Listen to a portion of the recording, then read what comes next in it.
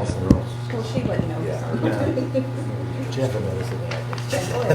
And Jeff would be a weird look, so.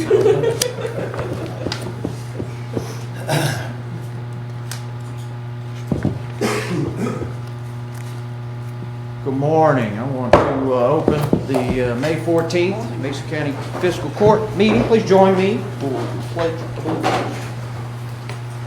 I pledge allegiance to the flag of the United States of America and to the republic for which it stands, one nation, under God, indivisible, with liberty and justice for all.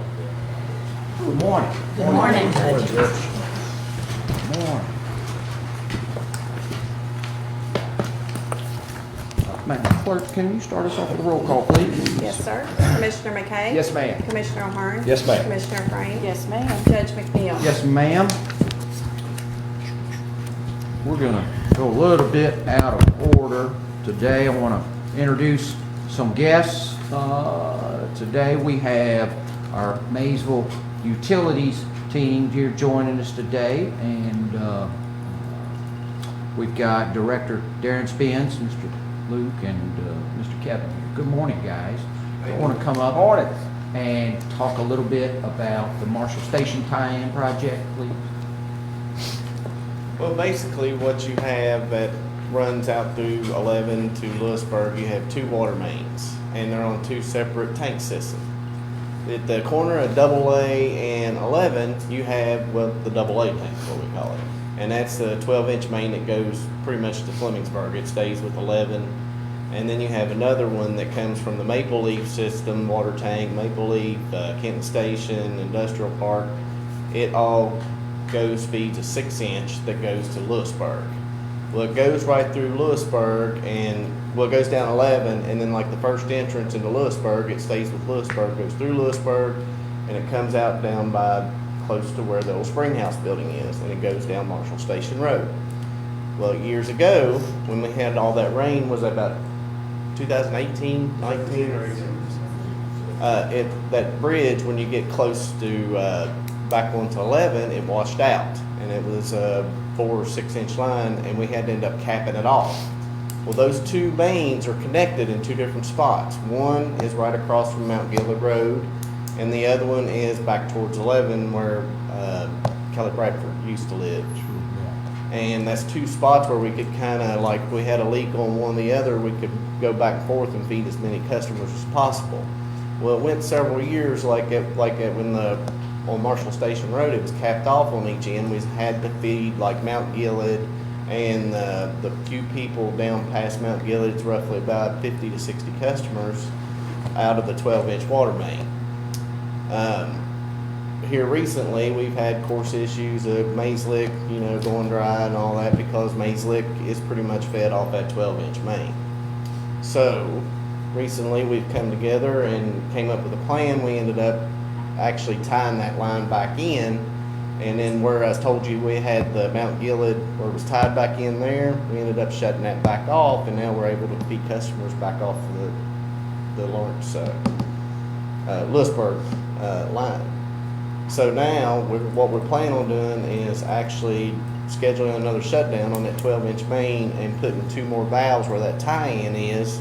Say the tie-in's right here, put two valves on each side, and that way if we have a main broke on the 12-inch main going back towards Maysville, we can cut that off and redirect water back towards Maze Lick.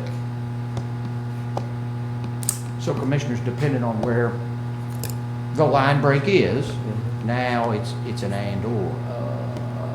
Potentially customers out Mount Gilead Road can still retain water, or depending on where the break is, they can still feed Maze Lick as well. When before a certain break, it would cut both off, and so redundancy, basically.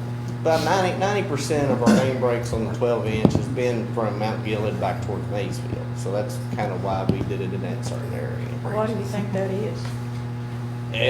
Back in 1988, I think that's when the road improvements were on 11. They installed that 12-inch main, and it is what you call rock trenched. It's basically, I don't know if you've ever seen a trencher. Looks like a big saw blade, and they take it down, and it just cuts through the rock, and you have about maybe 4 to 5 inches on each side of that 12-inch water main, and it is laying on solid rock.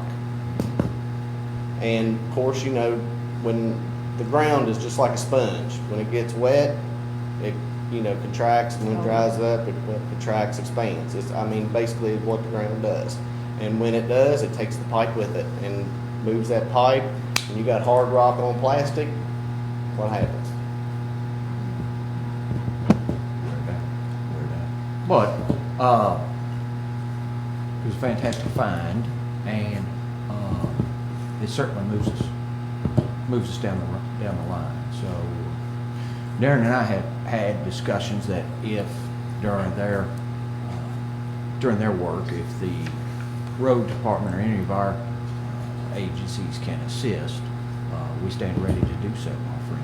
And I appreciate that. Thank you, Judge. we greatly appreciate you and your team and all you guys are doing. Okay, so Thank any you. more questions, guys? I've got a question. Sure. When Maze Lick was out, I had the question, does the old connection, I know y'all don't want to be in the business of buying water from other utilities, but does the old connection that Southern Mason used to Western Fleming still exist? No, not right now. That's another issue. There is there's a line that crosses that creek at Johnson Creek. I guess it busted years ago, and it needs to be probably redone and reran, and probably you're going to take, I would guess, another 150 feet of line to run down into that creek. So, yeah, I haven't really got to. Just in an emergency, it does provide an alternative. And I'm not sure with I haven't done any kind of pressure analysis or anything on their side, but that has been looked at. Thank But you. with this right here, I think it's going to take care of about like 90% of our breaks at least on the 12-inch main. Derek, when do you plan on doing this? Sorry. Well, we've already ran the line for the Marshall Station. We got Mount Gilead and all them back on the old system, but now we need to install 2 valves on the 12-inch main, and I think we're scheduling it for, Weather permits Thursday, if we keep this Thursday. so we'll be able to redirect it. So. What's the cost of this? It was roughly, what, about $12,000, It was right $15,000? at 15,000 for parts only, not counting, So, I think it was 400 foot, almost 400 foot line on Marshall Station alone, just to tie that one back. one-day project. It would probably took us almost, what, about a week? Probably. All together? We had some leaks in between that we had to stop working on. Yeah, because there were several times the guys were out there working on it and had to call them off to go fix a main break someplace else. So. Appreciate the update. Appreciate it. Thank you. You're welcome. Thank Thank you you, my guys. friend. very Yes, much. sir. Thank you, guys.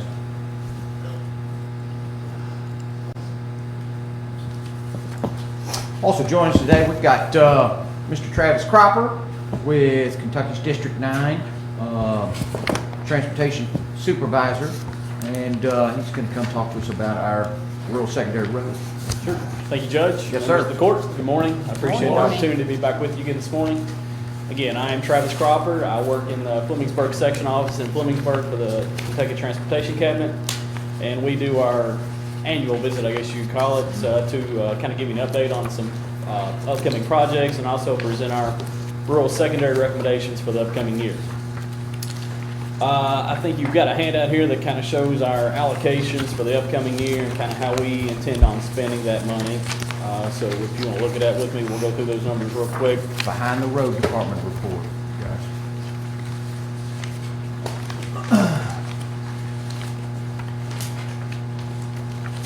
We'll go ahead and get started. Hopefully everybody's found it.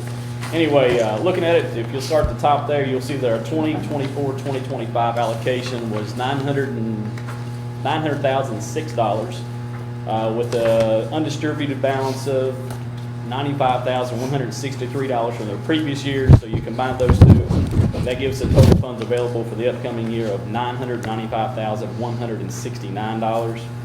That next number, the recommended expenditures, if you'll drop down with me, that kind of shows how that money is coming out. The maintenance and traffic, that is what is allocated to our maintenance crews to go out and do their everyday maintenance, ditching, tree trimming, potholing, that kind of thing. So you can see that's $405,000. And also there's a $3,875 allowance for the judge and his expenses for a total of $408,875 coming out of that total, which gives us a remainder for improvements of $586,294. And out of that, the next line there is the flex funds for projects that goes to the judge and his crews to do what improvements he sees throughout the county, whether it be repaving, whatever he sees fit to do. And that total is $180,001. So you take that out of that total, and that leaves us, that bottom number there, a total amount minus flex funds for a total of $406,293, which we do our improvements out of. So if you'll go down there, the recommendations for improvements. This year, we have suggested or recommended Kentucky 597 Mount Gilead Road, doing an asphalt resurface from the Fleming-Mason County line to the junction of Kentucky 11, which is the full extent of that route. It's a distance of 3.118 miles at an estimated cost of $290,000. And then with the remaining money, we're going to go back out to Kentucky 3313 Taylor Mill Road, which we have been resurfacing this past week. I think we finished it yesterday. The resurfacing part of it, we said go back and put the DGA shoulders on, but we finished it up yesterday. So our intention is to go ahead and do some more on it. Again, what funds we have left after we do 597 will determine the termini at that point. But our goal was to pick up where we left off at Owens Pike and go on out to the bridge over the North Fork of the Licking River, And that's a distance of about 2.3 miles. We've got a cost there of approximately $205,000. So you're probably looking at those numbers and you say you got 290 for the first one, 205 for the second one. That's $495,000, and we've only got 406,000 available. Again, so we're hopeful that we can, our estimates here are based on previous years. So if we can, some of the previous jobs we've had have had base failures, which up the cost per mile. So we'll just on Taylor Mill, we'll just take that as far as we can take. When the money runs out, that's where we'll have to stop it. But our goal is to get to that bridge. And the judge was talking to me beforehand. It doesn't seem like we're getting as far as we used to. Road miles, lane miles as we have in the past. And I was explaining to him, just cost of things have gone up. It seems like 3 or 4 years ago, we were using $75,000 per mile as an estimate to do these roads, and now you can see we're up close to $100,000. That's just what it costs us now. So you see that we're not getting as much done, or it doesn't seem like we're getting as much done. That's why it's just the dollar just didn't go as far as it used to. But anyway, those are our recommendations. So we'll ask the court for approval in the form of a resolution. First, if y'all would approve Resolution 2407, which is to enter the County Road Aid Cooperative Program Agreement and authorize the county judge to sign that. So moved. Second. We have a motion and a second. Any additional discussion? Roll call, Madam Clerk. Commissioner McKay? Yes, ma'am. Commissioner Ahern? Yes, ma'am. Commissioner Frame? Yes, ma'am. Judge McNeil? Yes, ma'am. And got, Commissioners, for your all's information, last year's amount in CRA funds was $831,345.85. This year's is $905,857. And then Sherry, we're going to skip a number, is that right, to 2409? 2409. And then the next resolution is 2409, and that's approving the prioritization, basically adopting what Travis recommended with regard to prioritization of road aid funds. So, we have a motion, we have a second. Travis, the distance on Taylor Mill Road, Yes, sir. the determining factor on that is the limits of money, but also kind of the base failures. that you guys Yes, are seeing? again, Okay. depending on how many bases, we haven't got to do a detailed estimate as to what we think exactly Mount Gilead is gonna cost us. So when we get that determined, if there aren't as many base failures eating into our money, perhaps we can go a little longer on Taylor Mill. So that's our goal. Okay. Any other questions? I'll give you a quick update. I hate to take a whole lot of your time. No, but yeah, just some please. upcoming stuff coming up. Kentucky 1236, Duke of York Street, it has been let, and it'll be paved here sometime this summer. I was gonna ask you about that. Yeah, Okay. so you'll be seeing some guys out there working. Another potential project coming up is, again, it's gonna be based on money. This comes out of the FDO 5 money, our bigger pot of money that Frankfurt allots out. Again, we've got a list, and we're going down that list, and they did ask us for an estimate on US 68 from Lawrence Creek down to the Harsher Bridge, a resurface on it, and the ramps with it. So they've asked us for an estimate. Again, it'll just depend on how money goes prior to getting down the list to it. So hopefully we'll get to see it done. And then an update on US 62 and Kentucky 9, the intersection there at Hardee's and Speedway right there. Yes, sir. Money is still allotted. They're still hoping for a summer or fall letting for it. So for the safety improvements and widening there at that intersection. That'll be an improvement on the turning lanes, and traffic flow there, guys. Travis, what, how do you determine which road you want to fix? We do a lot of driving and just kind of do eyeball tests and how it rides and what it looks like and go from there. My grandson did that for you all. Okay. A couple of summers, yeah, okay. And I'll highlight, you guys are always responsive to our inputs on the local level, and we greatly appreciate that. Yeah. Joe's got my number. We have a good line of communication, so anytime you need anything, just holler at us. And it goes both ways. Any additional questions, commissioners? Roll call, Madam Clerk. Commissioner McKay? Yes, ma'am. Commissioner Hart? Yes, ma'am. Commissioner Price? Yes, ma'am. Judge McNeil? Yes, ma'am. Travis, we appreciate you, my friend. Thank you, Judge. Thank you Court. very Appreciate much. your time. Yes, sir. Thank you.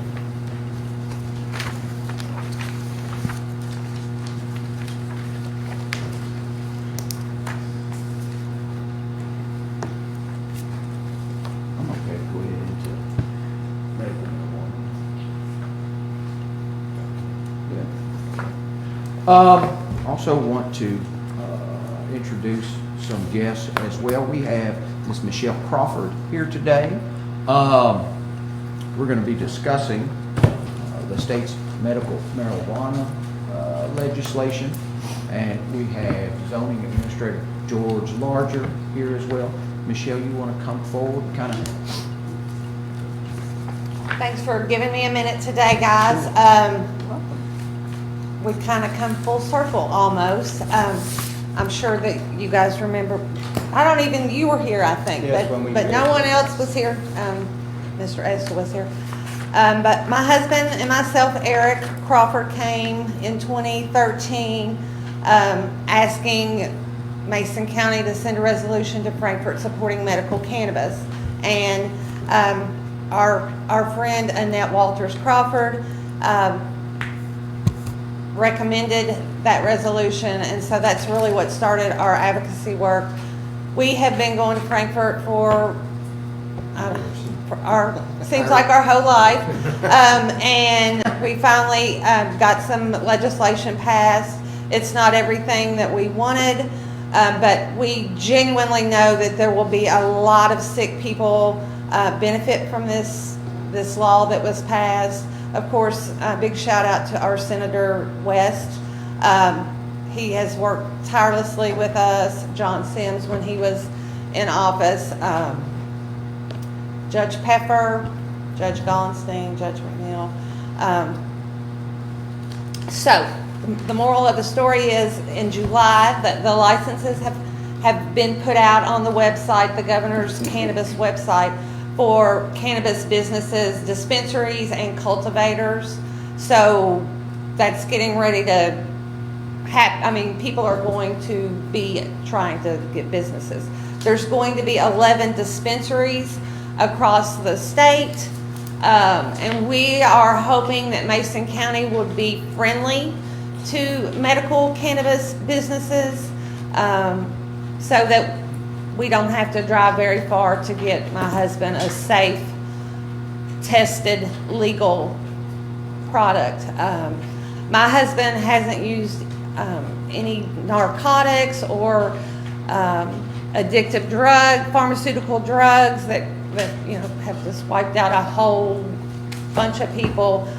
Since 2014, he hasn't used one. Granted, we've lived in fear, but we have fought for what we know is right for my house and my husband, and his quality of life has greatly improved without all of the other drugs.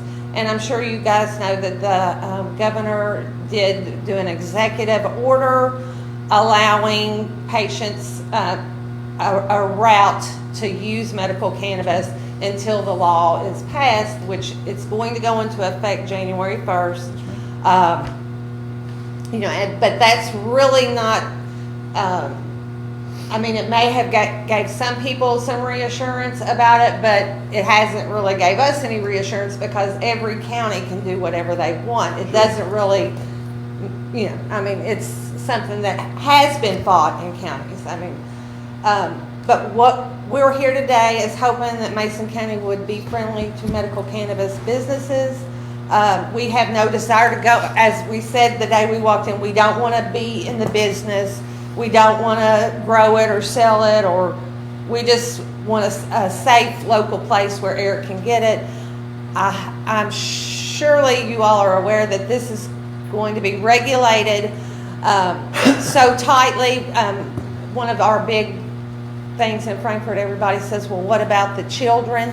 And I've told you guys, so many little children in Kentucky have used medical cannabis and have for quite some time illegally, and their parents live in fear of them being taken away from them for horrific ailments that pharmaceutical drugs just don't always help: epilepsy, Dravet syndrome, brain issues. So I appreciate you guys and your all support. We feel the love for Mason County, and we always have. There's nowhere that we would ever want to be.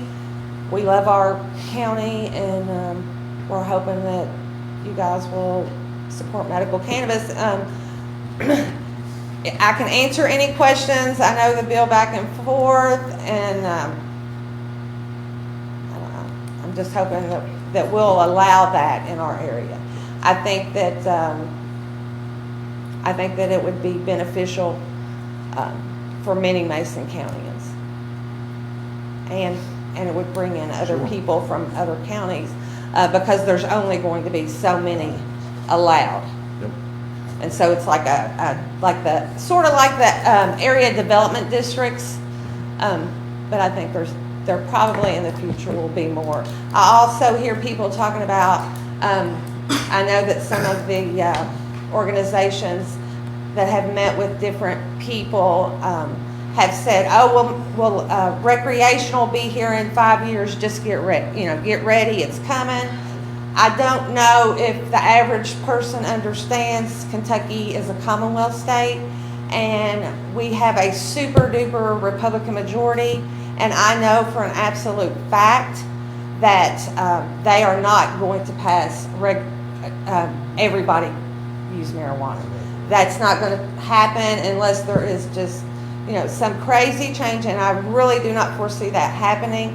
I know that Representative Jason Nemes, who has fought for us for years, he has never used cannabis, but he is totally against that, and I know that he will vote no. And I don't really know how Senator West would go on that, but I do know that he would never be the champion for that issue.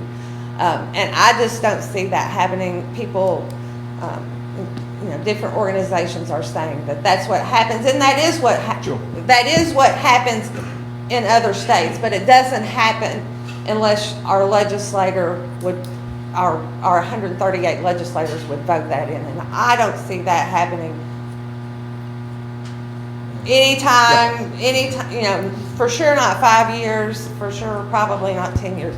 But that's a totally different issue. That has never been mine and Eric's fight. So Michelle, I will applaud you and Eric's efforts in this long journey. Commissioners, earlier in the month, CAECO came out with some guidance on medical cannabis and the legislation. And as a reminder, a county and/or city can take no action. Medical cannabis businesses will be allowed to operate in that county or city as early as this year, once it is licensed by the state. You can pass an ordinance that prohibits cannabis operations. You can pass a resolution to put the matter of cannabis operations to a vote, or you can place restrictions and/or collect fees related to cannabis businesses. As Michelle previously brought up, this county has done positive statements towards medical cannabis, and I believe it helps individuals that are in need. Go ahead. I've also brought up our zoning director, George Larger, as the zoning board is currently evaluating the 4 or 5 different types of businesses and their fitness for different areas across the county. Those businesses being a cultivator, a processor, a producer, a safety compliance facility, and or a dispensary. And so the way the state's rolling this out is more regionally, and are predicting Northeast Kentucky will have, I think, either 2 or 4 4 in our area, running from out of Ashland to Covington down to kind of Morehead.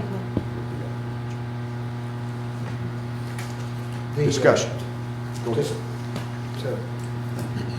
to fill in some of what you brought up in our discussions. First of all, Michelle and Eric, congratulations. Michelle applauded y'all for the love the fiscal court's given them in support. But Michelle, if you told the whole story, would say that that's the last 10 years, but the prior 10 years before that, they were beating their head against the wall. with no Yes, success. yes, sir, yes, sir. And it wasn't until Eric's and Michelle's compelling story, sort of, they got that out, and how, and at the same time, we watched an opioid crisis happen and learned all the dangers of all the other medications that we were able to start pulling together. So Michelle and Eric, I want to congratulate y'all. The judge went through some of these options, and as to, I won't say what the judge exactly recommends, but I think it's consistent with what I say, which is, I don't think we should enter an ordinance prohibiting medical cannabis facilities. And the judge and I think, and the clerk was over here shaking her head when we're talking about putting on a ballot. We do not recommend or wouldn't be proponents of passing an ordinance, putting on a ballot. I think the zoning, obviously, and George can address this, finding a place for these to fit in our charts, like any sort of new business, is important. And like I said, George may be ready to talk more about that. But I think we need to keep our mind open to what other, not regulations so much, but the fees. I think that if there's fees available under the statute, we'll look at an ordinance adopting some sort of fee system. That was my comment about fees, but also I would like either the judge or Ms. Tim go ahead and comment on the restrictions. There's probably some fears out there about this possibility happening. It is very strictly regulated. I don't think people realize how strictly regulated this is going to be. Would you like to expand on that, Tim? We had this conversation the other day. Sure, I mean, I can, and Michelle can as well. There will be strict testing. Actually, one of the 5 business models is going to be testing and compliance.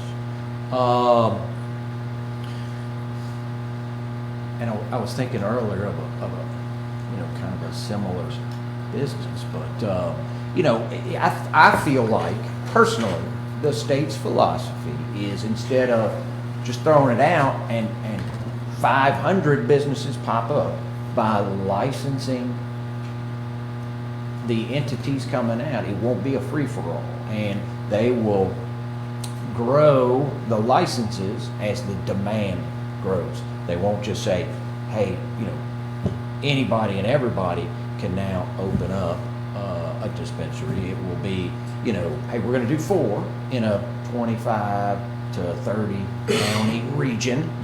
If the demand dictates that there needs to be more, they will evaluate that. And so I think they're on a natural growth path that should help. In that area. Something else I'd like to mention is I've not met the new sheriff, but I just want to let you know that at any time that law enforcement wanted to go in to see how, they can just go in. They don't have to have a warrant. They have to be welcomed. No one will be able to get in the dispensary is what I'm speaking of unless they have a license. The children that will be using, you have to have a recommendation from a doctor, and if you're a minor, you will need 2 recommendations from doctors. And of course, our local schools will have an option to allow children to use the medical cannabis. No one under 21 can vape. I mean, so it's not like your little child's going to be sitting in the corner vaping. There is no smoking in the bill. You cannot roll up a joint and smoke it. That is illegal. You're not going to be allowed to do it at the festivals downtown. You're not going to be able to come into the court and bring it. Your jobs wise, your employer has the choice to allow you to participate, and if you choose to and they don't want you to, then you will lose your job. Where there's a lot of little things, that hypocrisies that bother me, because I mean, you can take narcotics and benzodiazepines and go to work, but that's just one of some of the things that we had to give. If it's a cultivator, there are different tiers. So there's limits on the square footage that you can cultivate, and then you pay according to that. Your license fee is that. I don't feel as if in other states, not many businesses violate the rules because they have so much invested into this business that they will lose their business license, and they will lose all their investment. I just don't see the dispensary selling under the table, taking chances because they have invested. A cultivator has to be in a locked, enclosed facility. You have to have a card to get into the building. There's a supply limit. You just cannot have bags and bags of cannabis. The Board of Physicians and Advisories are setting limits on the amount that a patient can have. What's considered a 30-day supply, what's considered a 10-day supply, what a dose is. I feel pretty good about the regulation. The amount of THC in the product has to be a certain limit. It can't be 99% or anything. I believe the limit's maybe 29 in the flower form. And at the 50,000 foot level, it is another option for commerce in Mason County, and it is another option for our agrarian community out in the county. And I feel comfortable with the regulations they have in place, but I feel more comfortable about the scaling that they have in place. And so I'm kind of a free market girl. Yeah. I say I think that I feel like that there will be mostly large businesses from all over the country coming in, where I would just rather it be Kentucky small businesses. But that's something that we really couldn't get through either, Now, George, do you want to roll out to the commissioners about the zoning board's public meeting? Discuss that a little bit, please. thank you guys so much. Sure, please. Michelle, Yes, ma'am. during this track of getting all this done, how much input did you get it from law enforcement as far as, The FOP was, lots of law enforcement, was supportive, neutral, I should say, but when you get a neutral from a law enforcement agency Yeah. on a subject like this, But it's I like, mean, woohoo, yeah. we felt good about that. I'm just wondering Uh-huh, how they feel about it. the absolutely, majority. and, Commissioner Frank, the there's- Chiefs Association, they were also neutral. So KCO, of course, supported us. Yeah. KLC supported us. I'm just Van Ingram, curious. we have met with Van Ingram every year for 13 years. I know. And he absolutely knows that Peggy, it's a better alternative for my husband. this has been going on with the executive order, and it creates. Oh, I all- know, yeah. It creates all kinds of challenges for Yeah. policing and prosecution. Yes. Because you want to make sure the legitimacy of the medical documentation and the card and everything. But they're already struggling, or have been because of the executive order. So it causes efforts and work and Yep. confusion to law enforcement, but they'll work through it. Is that fairly said or not? I always do. I have a couple questions. Maybe Sure. for coming today. Who ultimately approves the permits for the business? That will be through the Kentucky State Cannabis Business, the Kentucky Governor's Cannabis Force. Would they also be approving the cultivators? Yes, all cannabis businesses. And from my understanding, if you're a cultivator, are you able to also be a seller, or do you No. have to keep that separate? Right, you have to, the only thing, if you're, here's some, if you cannot, there's a license called a processor, and that's a large grow, and then that processor would take that product and make it into some, there's, the big license is the processor, and that person can grow, and then they can take it and process it, whether that be an edible product, whether that be an oil, make it into whatever the salve, package it, and then those products would go to a safety compliance center. And then those, after they've been tested for heavy metals and, the proper amount, not over the limits, that it's safe, of horrible contaminants that sick people sure don't need, then they would go to a dispensary. But also, here's something that I just want to share with you all that we worked really hard, where we had the pill mill situation years back, where the doctors owned the pharmacies or were in cahoots and such, that you can't, if you're a doctor, you cannot have any other, and you recommend, you cannot have a business, you cannot recommend to your family, you have to see the patient every year, it's only, you have to have a legitimate relationship. And I'll just go back on this, the diagnoses for our state are just hardly, so few, so it's not like I have anxiety that I'm a legal patient, but the patients will have a card, just like a driver's license. You'll be able to put that card into the system, similar to the Casper system now, and you'll see. And if you catch the person smoking it, that's illegal. If you see them, hopefully there won't be. It's going to be the sickest of people. I'm sure there will be ways around that. Smoking is vaping included? No, vaping is legal if you're over 21. So smoking doesn't mean vaping? No, smoking is combustion.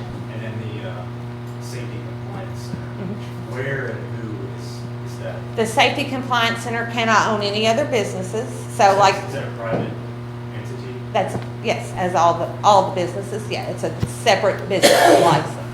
And I think that they're allowing as many safety compliance facilities as that as wants to open up. They will have very tight regulations on the sorts of equipment that they have to test the products and what all they're testing for. And then on the labels of the products, it'll have the ingredient list, an approximation of time until it works, an approximation of time, how long it lasts. I'm trying to think law enforcement wise. But I mean, you can go in at any time if you feel that you don't have to have a warrant. I mean, I don't know of any other business that you can just roll up in there and. All ABC license places you can. Well, and it's very similar to that, and we thought we went back and forth years and years. Some people liked the ABC in control of it, some people didn't. I mean, it's just trying to appease everyone.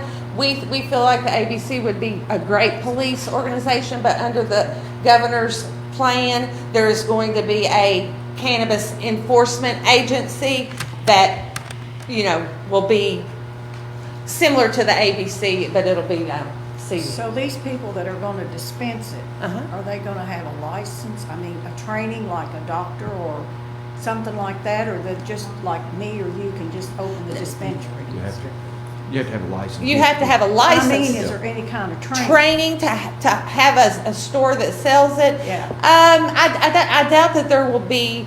There may be some requirements.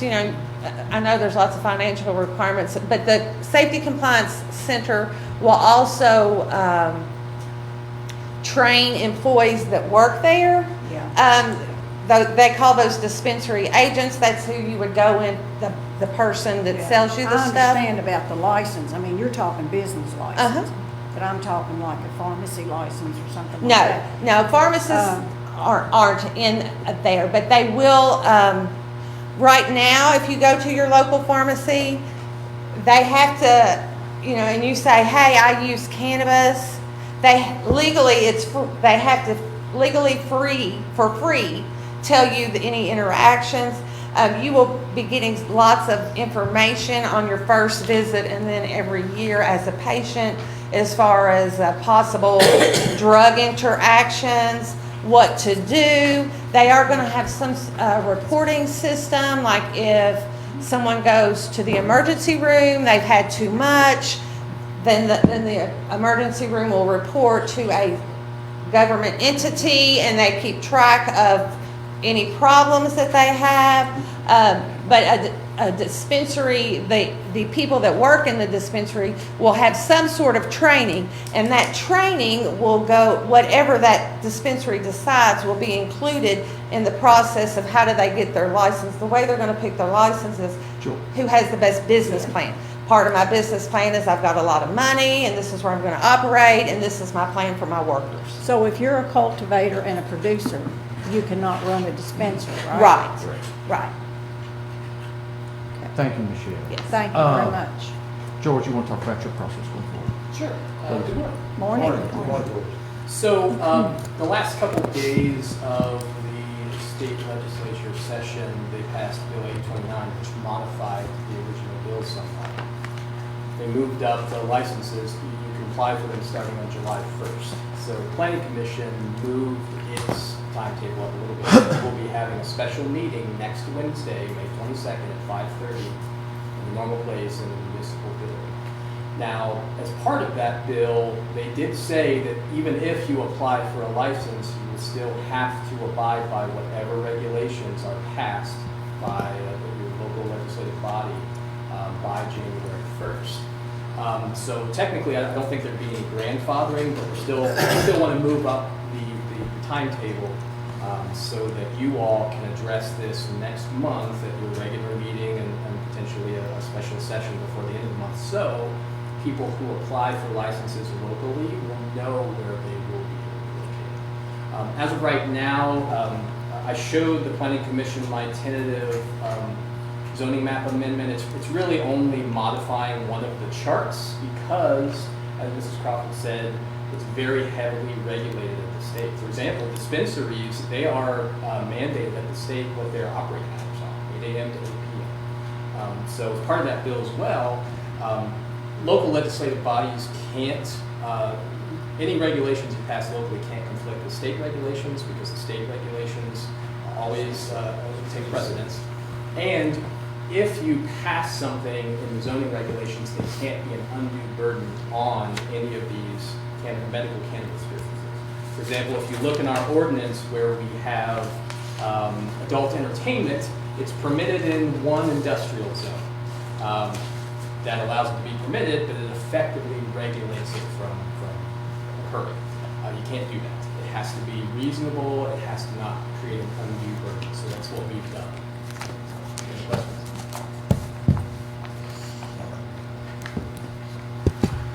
Commissioners, comments, questions? I know a little bit about the legislation, probably not as much as Mrs.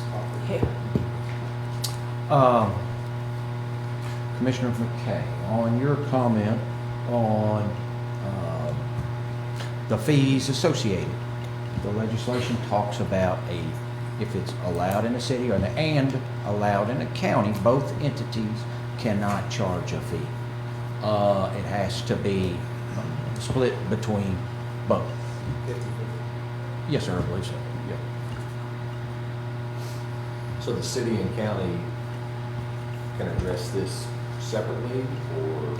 Could. I mean, theoretically, the county could be fine, not do anything, and the state law takes precedence. The city could say within their jurisdiction, hey, no, thank you. We're doing a ban, or vice versa. You know what I mean? Like so many regulatory things, I can't imagine we won't be in lockstep with them and try to come up with a consistent plan that won't matter whether you're outside city limits or inside. Same Sure. thing will apply. Yeah. Though if both entities pass whatever the planning commission recommends, then that would be an effective yes, and then this would regulate where medical cannabis businesses could be located. Well, I mean, my thoughts are that we would not take any action now, which allows things to move forward. I don't think we want to pursue an election, special election, which costs money. Yes, sir, it So, does. That's kind of where I am right now. I agree with that sentiment. I agree with the judge. I agree too. Okay. This was, of course, in support of medical marijuana for years. And, The city also. yes, the city. So I'm like the commissioner. I think it's moving forward in a positive manner. Ms. Crawford. Our best to your husband, please, and thank you for presenting I appreciate all. today. We are so thankful and appreciate every bit of help that all of you all have gave us, and the commissioners before you guys, and the judge executives. Also, Judge Pepper was very helpful. Yes. And as I said, Senator West, he has been our senator the whole time of this fight, and he has sponsored our legislation. We are just, when we can actually legally go into a dispensary in Mason County, and my husband can get actual safe, tested products. Back when we started, we didn't really worry about something safe, but today you better worry about something safe. You can't even do drugs off the street, or you're taking a chance. So we are just so happy, and we just can't wait till we don't have to be scared. Thank you for your efforts, my friend. George, Thank you, thank you. appreciate for it. attending. It's always great seeing you on the news and Franklin too. You and your husband. It's been great. Hopefully we're done. Commissioners, in your packet, you will find the meeting minutes, April 9th, 2024, the regular Mason County Fiscal Court meeting. Look for a motion to approve said minutes, or any, So moved. got a motion? Second. And I have a second. Any discussion? Roll call, Madam Clerk. Commissioner McKay? Yes, ma'am. Commissioner Hurd? Yes, ma'am. Commissioner Frame? Yes, ma'am. Judge McNeil? Yes, ma'am. Commissioners, also in your packet, you will see the minutes from the April 30th Mason County Fiscal Court public hearing. Looking for a motion to approve. So moved. Second. Got a motion and a second. Any discussion? Roll call, Madam Clerk. Commissioner McKay? Yes, ma'am. Commissioner O'Hearn? Yes, ma'am. Commissioner Frank? Yes, ma'am. Judge McNeil? Yes, ma'am. And Commissioners, in your packet, you will see the minutes from our special call meeting, Mason County Fiscal Court, on April 30th. Look for a motion to approve. So moved. Second. I have a motion and a second. Any discussion? Roll call, Madam Clerk. Commissioner McKay? Yes, ma'am. Commissioner O'Hearn? Yes, ma'am. Commissioner Frank? Yes, ma'am. Judge McNeil? Yes, ma'am. That brings us up to our road department report, and we have Road Department Director Joe Brown joining us. Good morning, Joe. Morning, Joe. Morning, Joe. Hey. Okay, for April, for my road department report, we continued on cleaning up debris from the storm damage done on Minerva Tuckahoe. We redefined the ditch and shoulder on East Perry. We held 70 tons of 57s, 70 tons of 467s with Morton Lane for repair. We hauled 50 tons of 57s and 50 tons of 467s for Bradford Lane, Stevens Lane for road repair done by the flooding. We did guardrails on South Ripley and Strode Run, completed T-winds from the storm damage. And on our signs made, we had 3 of them. Then on our livestock removal program, we had 12 customers for that.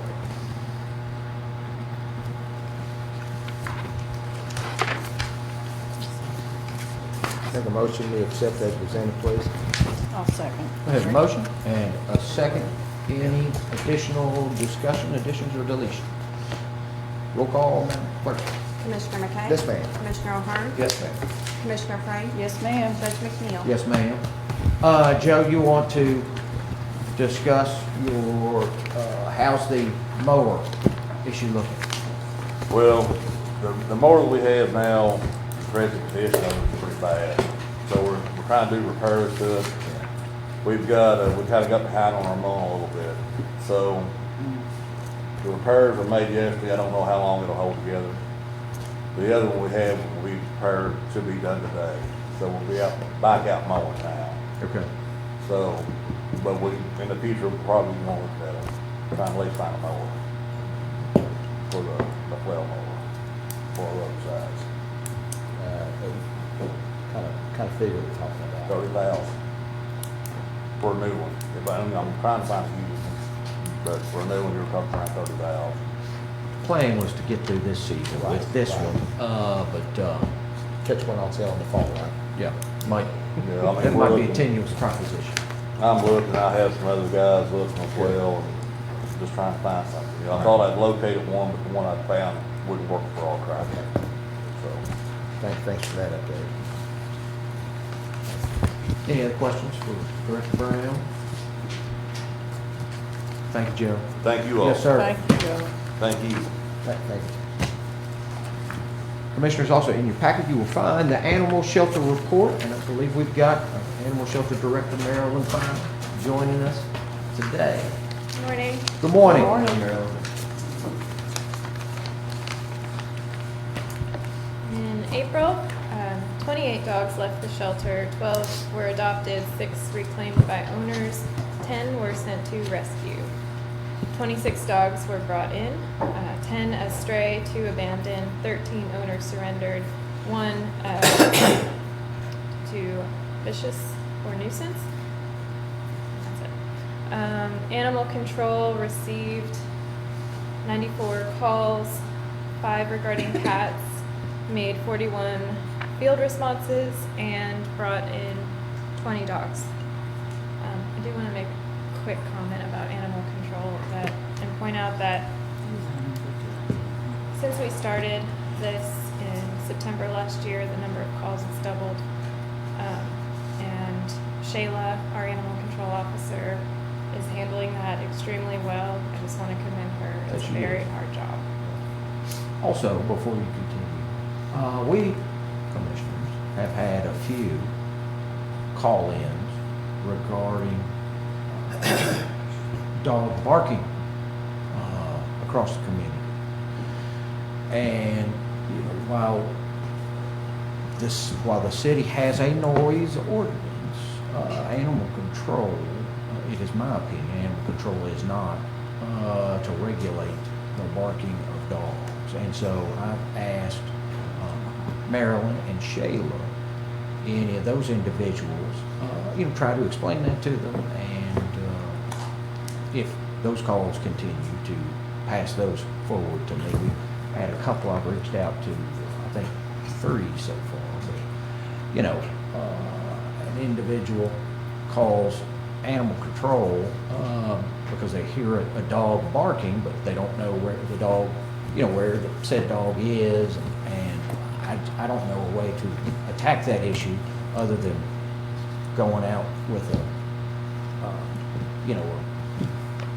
noise measurer, I guess, and sitting, and so I don't know how to regulate that. And, sometimes you just have animals barking, but to that extent, Shayla's doing a fantastic job. So, sorry, I didn't mean to interject. No, she's available 24/7. And those noise calls, although I respect the people who are affected by the noise, we don't have the resources to deal with that when we have stray dogs, vicious dogs, that kind of thing should take precedent in my opinion. The shelter had, as of April 30th, a total of 30 dogs in its care. 4 were in foster and 26 on site at the shelter. We received $2,017.78 in donations. 97.8 volunteer hours were worked, and we completed 9 spay-neuter surgeries. We also have the caravan here today and tomorrow. The Kentucky Humane Society's spay-neuter clinic is at the library doing free dog stays and neuters. Is that why there was such a line today when I come down? Going Probably into they the were library? checking in at around I'm 8 telling you, I o'clock. sat there for a long time. Oh, yes, that would have. But it's by appointment. Like, Yeah. you can't just roll in. It Yes. is by appointment. That You need was to a make that long clear. line. And also, I'll highlight the Rockford Rescue event, largest attendance to date. We want to thank the Ford family, John, everybody came out and they did a great job. Yes, Well done. thank you. Thank you, Marilyn. Thank you. Motion to approve the report as presented. Got a motion? I'll second. We have a second. Any additional questions? Roll call, Madam Clerk. Commissioner McKay? Yes, ma'am. Commissioner Hart? Yes, ma'am. Commissioner Frank? Yes, ma'am. Judge McNeil? Yes, ma'am. Thank you, Marilyn. Thank you. Thanks, Marilyn. Commissioners, in your packet, you will find the Sheriff's Office report, and we have joining us today, Mason County Sheriff Ron Swope. Good morning, Sheriff. Good morning. Good to see you, buddy. It's an honor to be here. I do want to highlight really quick the work that Marilyn and Shayla are doing. They stay very busy, and I think we have a really good working relationship. So they're out all the time and doing a really good job. So, okay, first up, I have the 2023 tax year monthly tax disbursements. This is for April 2024. To the Kentucky State Treasurer, $16,575.12. To the Mason County General Fund, $31,045.97. To the Mason County School District, $79,338.89. To the Mason County Public Library, $9,147.43. To the Mason County Health Department, $10,395.06. Mason County Extension Service, $5,543.88. City of Maysville, $14,762.54. City of Dover, $288.59. City of Germantown, $18.78. That brings the total disbursements for April of 2024 for the 2023 tax year to $167,116.25. Next up, we have our I think I need a motion to approve that. Make a motion to approve I'll as presented. second. Got a motion and a second. Any additional discussion? Roll call, Madam Clerk. Commissioner McKay? Yes, ma'am. Commissioner Hart? Yes, ma'am. Commissioner Frank? Yes, ma'am. Judge McNeil? Yes, ma'am. Next up, we have our April 2024 vehicle report. As you can see, there's a lot of green there, so that's good. Everything looks like it's in good shape. Still waiting on a repair for one vehicle, but right now we're in good shape. So, I would ask for a motion to approve this. What was that one, the deer? I think it was a coyote. Yeah, the coyote, okay. Crop. I'll make the motion. Got a motion? We have to make a motion for that? I don't think so. Usually Okay. it's just for review. Yeah. Okay. And then finally, I added our just a summary of our activity data. This is for April 2024. So as you can see, we had 496 calls for service. We worked 25 collisions, 40 citations, 8 transports, 65 papers served, 20 warrants served, and then our total hours for April in the schools totaled 289 hours. And just some comments, just some highlights. We opened 55 criminal investigations to date for 2024. Most of these are still active investigations. We recently wrapped up a 6-month drug trafficking investigation in the Mays Lake area that resulted in 1 arrest. We were able to take a large amount of drugs off the streets, and I want to thank the Mason County Attorney's Office for their assistance with that case. It was a big one. Currently, we have 8 full-time deputies and 2 part-time deputies, and we're building a new position. We're calling it an evidence technician position to aid and assist us with our investigation. So that is all I have. Thank you all. Just about 2 weeks in, and it's been really good, and I appreciate your all's help with that. Can you quickly explain just a few minutes on your civilian evidence technician program? Yes, so we brought in somebody to work part-time for us to help with bookkeeping, help with tax collection. We've actually, we moved her to full-time, and we were able to hire another person to work our tax desk, is what we call it. So we've had a lot of movements in our administrative staff. Essentially, we've now moved her to the evidence room. This position basically helps us collect, preserve, maintain our evidence. She will be able to do trips to the laboratory in Frankfurt for us. She'll be able to pick up evidence for us. She'll be able to, we wanted to send her to a criminalistics academy as a civilian. I think it's a 4-month academy put on by DUCJT to do, like I said, criminalistics, collecting evidence. We were unable to do that this year with all the changes, but hopefully next year we can do that. And what that's going to do is it's going to allow the deputies then to better focus on the big picture investigative efforts and allow her to focus on the evidence collection. Get them out of the details. Yes, the details. Yeah, that's right. Good. Thank you. It gets a POP certified deputy on the road, working Right. cases, not logging evidence and keeping up Yes. with that. And the city switched to a civilian, Yes. a civilian evidence person supervised by law enforcement. But, Yes. but a civilian, I mean, 7 or 8 years ago, I think it's worked well. It's worked really well, and we're kind of using their model. I'll put you in those manpower. So who is your technician? Yeah, her name's Beth Adams. She's part-time, She is now full-time. now full-time. Well, I knew she was doing that. She went down. Thanks. Sheriff, is there anything additional this court can be doing to assist you and the sheriff's department? At the moment, no. I'm still, getting everything together. But so far, again, I appreciate your all's help with everything. It's been really good. So Good. I will certainly let you know. Yes, sir.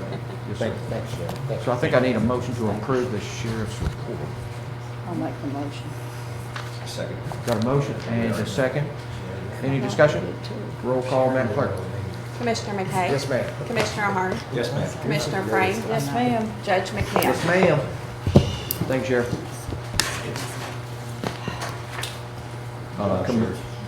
Commissioners, in your packet, you will see the emergency management report for April.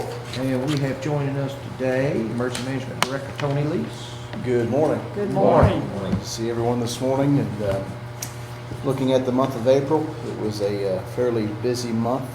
As far as training, I was able to go to Northern Kentucky to go through some training for supply chain. Also went through a county distribution planning seminar, active shooter webinar. Also was able to be a part of a training for logistics and again for supply chains. I went to an annual conference, which is a part of our healthcare EFS there also in Frankfurt, and then also there the last training I had was floodplain training in Frankfurt as well. All good trainings. Was able to work on some county planning, our distribution plan, and also working on some other various plans throughout the county. Incidents as far as this month, we had a power outage, had a EF1 tornado in Minerva. We followed up with damage assessments. We had several counties that came and assisted us with our damage assessments. I would like to thank them for their assistance and their support. Also, I know Joe Brown has slipped out, but the director of the road department also assisted in my absence, was able to take FEMA around to our areas of damage and was able to lead them. We also, I was able to go over and to assist Boyd County in their damage assessment from their tornadoes. We spent a lot of time this month monitoring severe weather. Had another EF1 tornado pop up there by Noshaw Road and AA. Also had a 911 outage as a result of AT&T's outage, and we also had a minor 1045 that we had to report there as well. But that is my report for the month of April. Tony, I'll highlight your work there with Minerva, the tornado. Fantastic job as well as with the Lopez family and the Noshaw Road. That thing just came out of nowhere. Yes. And then also the E4 solar event that literally Tony brings up to me 3 days before it happens. And that was one of those things that it'll be on next month's report. But you know, I don't know. I get reports on the solar storms, the blackouts that happen, but don't really know a whole lot with the radio stuff. But our ham radio guys were really watching this one and knew it was going to have the potential of not only affecting our radios, but possibly satellite communications as well as power grids. Thankfully, we didn't experience any of those issues, but got to see the beautiful display of lights as a result of that. But yeah. So I'll entertain a motion to approve. So moved. Second. Got a motion and a second. Any additional discussion for Tony? Roll call, Madam Clerk. Commissioner McKay? Yes, ma'am. Commissioner O'Hearn? Yes, ma'am. Commissioner Frame? Yes, ma'am. Judge McNeil? Yes, ma'am. Also, Commissioners, in your packet, you will see this year's resolution for E-Star and their commander, Eddie. Buffalo Trace Search and Rescue. The only change that I will highlight is we have gone from a per capita measurement to a dollar amount, which I think is a little bit easier to track. But that amount is still the same amount as it was last year, $2,106.25. Excuse me, Chief Eddie Jones. Make a motion, we accept resolution 2408 as presented. I'll second. We have a motion and a second. Any additional discussion? Roll call, Madam Clerk. Commissioner McKay? Yes, ma'am. Commissioner O'Hearn? Yes, ma'am. Commissioner Frame? Yes, ma'am. Judge McNeil? Yes, ma'am. I will, Where did that organization move? They were my neighbor there. They're in Mayslick, and they are currently their equipment is housed there in the EOC, and Okay. the bays there to the I guess the west side of my office there. Okay. So they're in an agreement with the city there, and it's working out great. Good. Very well. Good. and I think it's appropriate to Yes. commend Chief Yes. Chief Johnson on his efforts. It seems like every one of the emergency management preparedness, but also other events, you know, he and his team are out there. I know he's always working on the recruitment of additional folks, and, you know, search and rescue is an asset that it's hard to appreciate until you need it. And so, please pass along our appreciation. I didn't know they were gone until Larry Dodge quit mowing, so I had to quit mowing. Yes. So they are located there, yes. And I fully agree. Chief Johnson has done wonderful as far as increasing the membership and the activity of the team. He's doing great. As have you, Tony. Thank you, my friend. Thank you. Thanks, Tony. Thank you. Thank you, Thank Master you. Lees. Commissioners, in your packet, you will find the landfill report. We've got Director Travis Cooley joining us today. Good morning. Travis. Morning, Trey. Morning, Travis. During the month of April, the landfill received 7,736 tons of waste, valued at $175,916. Curb fees were $10,673. Roll-off had 43,552 in billable accounts, and we pumped 2,644,064 gallons of leachate to the Maysville City Treatment Plant. Contained, it's day-to-day basis, or day-to-day trash taken in. Phase 6, as long as the weather's permitted. We've had a whole lot of rain, but they're working through it. They're doing well, though. Guys with Ampico are doing a great job. They're And probably 65 to 67% Sure. right now on the earthwork. Residual, as far as gypsum goes, they've got a small contract right now with, they're doing a test run with Certainty down the Silver Grove. They're supposed to haul out 500 tons this week. And as long as the trial goes good, they said 6 to 8 weeks they would know. And they're looking to take the whole pile, so that's a good thing. Attached to my report was the tipping fees increasing July the 1st. Landfill's recommendation to increase tipping fees from 2023 to 28.25. Everybody pays the Kentucky Environmental Remediation Fund fee of $1.75. That's a 50,000 foot level. Anyone that comes in with either, I think 800 pounds or less still pays the minimum $10. And so we've also tried to be proactive with our larger haulers, EKP, International Paper, and others, and putting this on their radar ahead of time. And so everyone's been gracious and certainly understands at that point. And we, even with this increase, the tipping fees for Mason County landfill are still, extremely reasonable. Yeah, like way under just about anybody else in the state. So is that just the tipping fees, or are we raising garbage collection fees? Is that? That's Okay.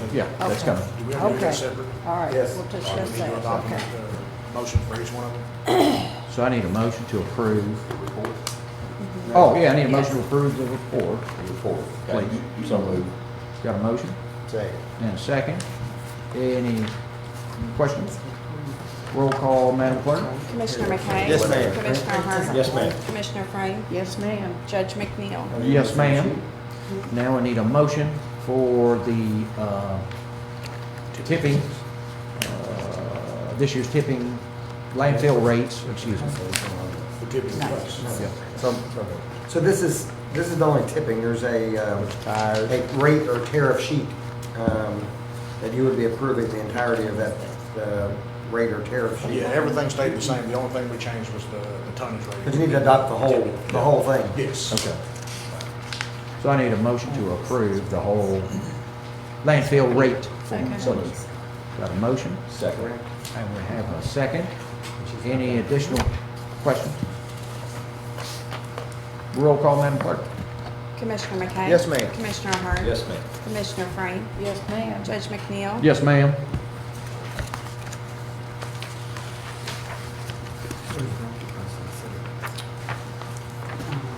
Commissioners, also in your packet, the landfill committee has recommended an increase in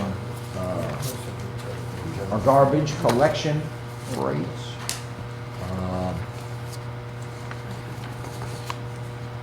For this year to $13.50. However, senior citizens still stay at $10 a month.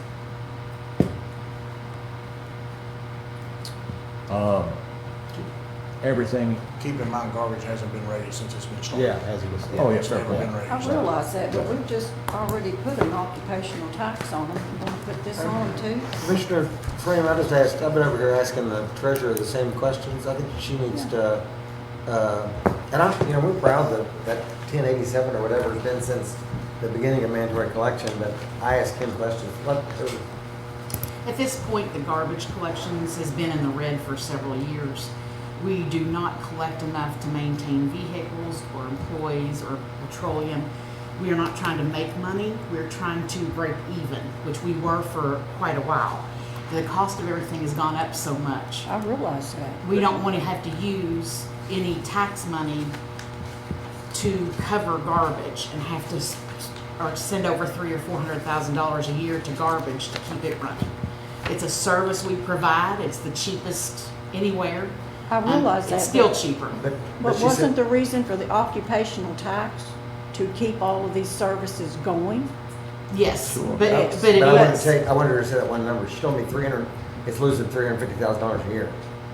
And we can't do that. That's our job to make sure we're not losing money, especially I on the realize that, service. but it's also our job not to burden the taxpayer so much too. I mean, if we do that, then you're gonna have to look at increasing another tax in the next 5 years. When We did have we- to keep these smaller things I covering realize that. themselves. It's considered a business through the I state. just have a problem with that, that's all. I When did just we think- start garbage? In the late 80s? No, it was 92, 3, 4. Okay. That's that right? about So what are 98, expenses, 99. what is the, take for the month and the expenses for the month? I can get that for you. We had to increase the cost of equipment's more, the cost of repairs, any type of supplies, gas, employees. And remember, a couple years ago, we used to run the garbage completely on inmates. But if I'm sitting here looking at this report, and I could be reading it wrong, but you've got garbage receipts, it's 541,000. Claims at 467,000. And encumbrances at 20, and then here's a cash balance of 53,000 for the Yeah, month but of April. that's the cash in the bank. That doesn't Right. mean that we haven't spent it on budget. I have to transfer money into the garbage fund every month. And we've got to buy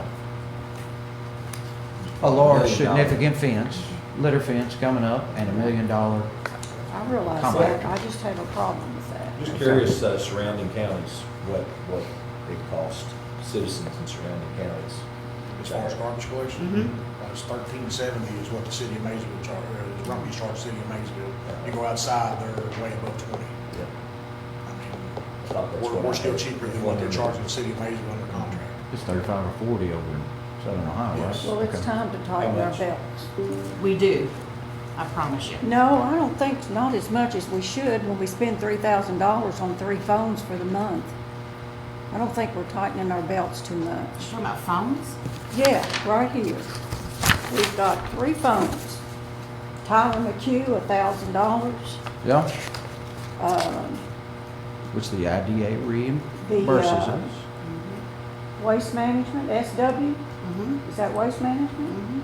$953, and a jail sergeant for $953. They have to have phones to do their job. Solid waste is on county So are we roads and back furnishing a roads. phone for everybody that works for the county that's? No, So why are we saying, why would a jail sergeant need a special phone? it's not a special phone. It's a phone because they run around the jail so much and are not next to a telephone most of the time. If there's an emergency or they need to contact somebody, they Doesn't need. most everybody that work for the county use their own phones? And they get Yes. paid? So why aren't we letting them As do in- that? I Well, mean, we Part do of what their- we can. We're required to have the jail employees to safety. Each one of them's got one? No, one sergeant phone. They all share it. Yeah. So how often do you buy one of these? When's the last time you bought them? Probably about 12 years ago. Then Lisa. Oh, it couldn't respond have with been the jail fund. 512, can, because 5G went into effect last year. Jailer, I'm sorry, what were you saying? Let Lisa respond to the jail Go fund. ahead. I'm sorry, Lisa. You only have that one sergeant's fund, it needs passed to every shift. Right, I of get law. that. And it's an easy and fast, quick access to the person who's in charge after hours, especially for judges, pre-trial, myself. Because if I were to look for the personal cell phone, then I've got to say who's on shift, who's working. It's just an easy number for everybody to use, and it's very, and I know the judges like it, because they can get direct contact Right, with the I person get that. and give them information, so. And that phone was just the cost of the new phone, and it's just a monthly charge after that, and it's just. So how often do you replace that phone? We've had that through probably, I think it's been at least 10 years. Yeah. Okay, just asking. Any other comments on the garbage rate sheet? Look for a motion to approve. I would just say, I don't like to increase either, but, you look at the equipment that we had to buy just recently, over $1 million. I mean, it's just a matter of having enough in the account. I mean, The same piece of equipment you're referring to was over $1 million. In 2020, it was only $700,000. That's how much stuff has increased since then. Yeah. So, I mean, we're probably looking at $39 per year increase on citizens. And I still look at surrounding counties and what they charge for garbage pickup. I guarantee you we're near at the bottom or close We to are it. at the bottom.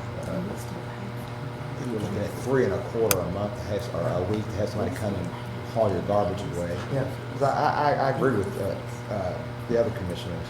Timing might not be right, but this isn't something we haven't thought about for the last several months.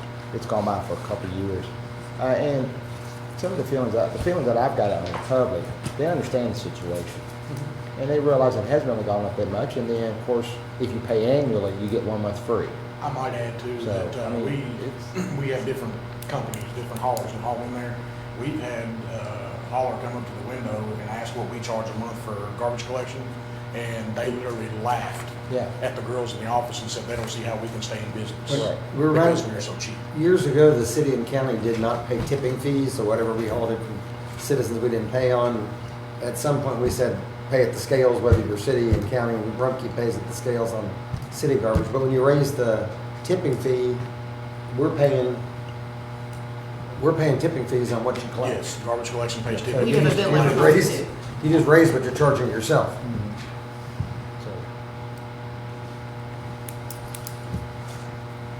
I'll make the motion that we proceed with this rate that has been proposed, $13.50 per month, And same for seniors. 10%. Yep. I second that. Got a motion? We have a second. Is there any further discussion? Roll call, Madam Clerk.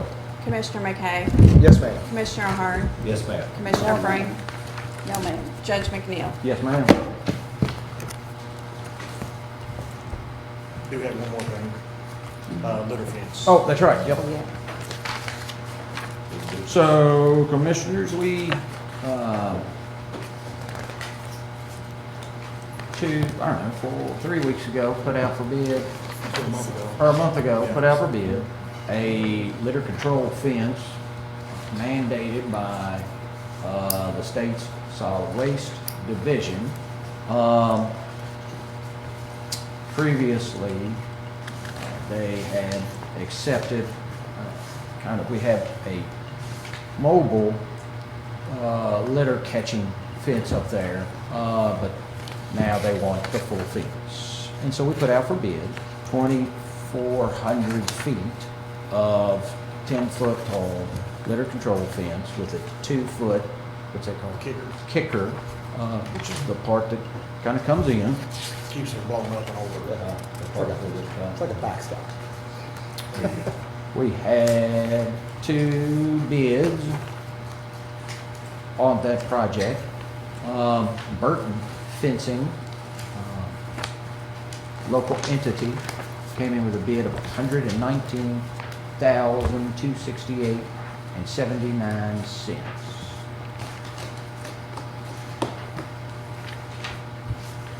I was just curious, it's a pretty significant difference in the two. Any idea why? The maybe? Burkle guy, he actually called him, and he was in a meeting, so he called me, he left a message with Sherry, and I talked to the man. The only difference in his quote and Burton's quote was he was bidding a foot more on the height. Oh, Yes, he was gonna go a foot taller, but he couldn't justify $100,000 difference between that foot difference. yeah. I mean, if you done it by the foot, I mean, he was, Burton was $47 cheaper on the foot. How tall was it gonna be, Travis, the fence? It was 12 to 15 foot was what they were supposed to High. be. Yes, Oh, 12 foot, sorry. but he's 12 with a 2-foot kicker is what, Yeah, and the other guy was 13 foot and 9 with a 2-foot kicker.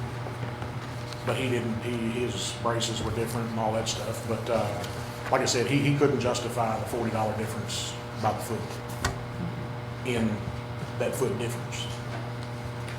It is a stark difference. I mean, do you feel confident in the, I feel like Burton, I mean, he's been doing it for years. Yeah. And so, And the state recommendation was 12, minimum 12 foot, right?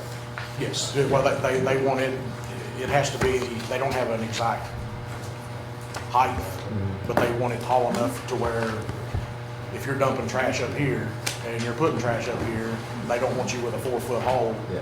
4-foot fence down here and it blowing out over top of it. So you think this is, the 12 foot would suffice? It will suffice, yes. Especially with phase 6 construction going on. We'll be down in that hole and it'll suffice. and how long will it be, I forgot? How long will the fence be? Uh-huh. Roughly 24 to 2,500 feet. I don't know the exact dimension. Financing. How we gonna- We're fine on financing. Okay. Yeah. All right. Of course, I also like the idea of being local too. I do too, yeah, you know, I was, at somebody. And I was asking the question, committee recommend this? Yes. Yes, sir. Yeah, we've had several meetings with this stuff since last year. So I'm looking for a motion to approve the, Litter fence. for the little fence. So moved. I'll second. Got a motion and a second. Any additional discussion? Roll call, Madam Clerk? Commissioner McKay? Yes, ma'am. Commissioner O'Hearn? Yes, ma'am. Commissioner Frame? Yes, ma'am. Judge McNeil? Yes, ma'am. Also, they had the DLG approval for our compactor for the state on 5/7, so that was last Wednesday. Came in at a rate of 5.7. The yearly payment's $248,865.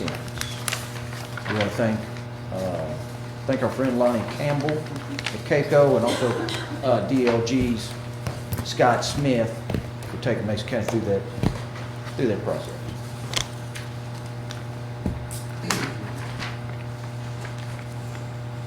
That's all I've got. Appreciate you.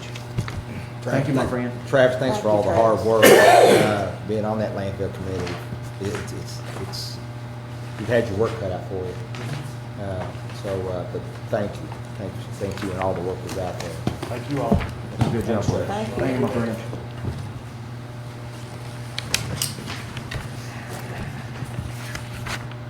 Guys, in your packet, you will see the recycling center report from Mr. Randy Ham for for May. We picked up 57,100 pounds across Mason County. We had one load of cardboard shipped into International Paper for 44,880 pounds. That's the same total that we shipped out. collected $5,408.90. Total customers into the recycling centers down a little bit at 79. And also, Mason County Schools Mason County Schools recycling project is going well. They hosted a pickup with Mr. Griffin Martinez yesterday. We appreciate Griffin and his team and all the work that the students of Mason County are doing. So I'll entertain a motion to approve. So moved. Second. Got a motion and a second. Any discussion? Roll call, Madam Clerk. Commissioner McKay, Yes, ma'am. Commissioner Ahern. Yes, ma'am. Commissioner Frame, Yes, ma'am. Judge McNeil. Yes, ma'am. And so that brings up our solid waste report.